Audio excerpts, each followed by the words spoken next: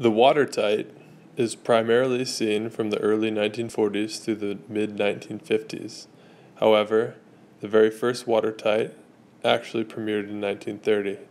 It's not clear why we have no ads showing the watertite seen between 1930 and 1941. It could be that no watertites were made during this time, or, more likely, all the relevant ads have not yet been discovered.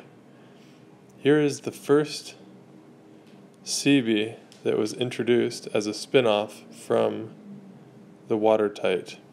In the mid-1950s, the watertite was joined by a couple of near cousins that can cause uncertainty in watches where watertite is not specified on the dial.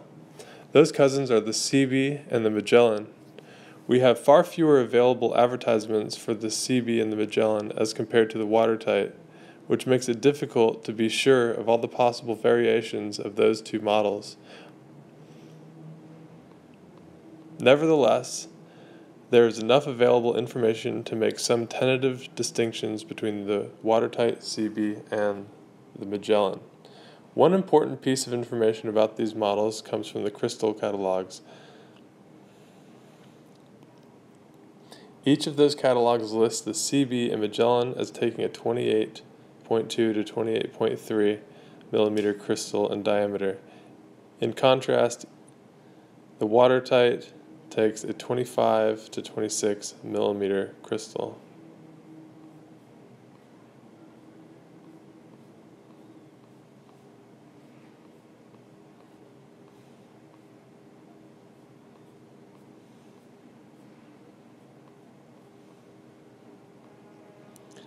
In addition to the size difference,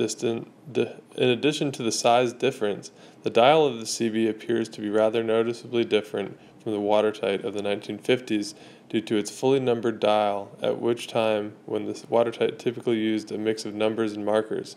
Also, as shown in some ads, the SeaBee had a numbered outer seconds register. Some models of the watertite in the 1940s looked very much like the SeaBee with the fully numbered dial and numbered seconds registered, but the 1950s, those features had for the most part changed on the watertite. The mid-1950s SeaBee is reminiscent of the earlier watertite, so correctly dating a particular example in addition to calculating the crystal dimensions is important in distinguishing between the two models.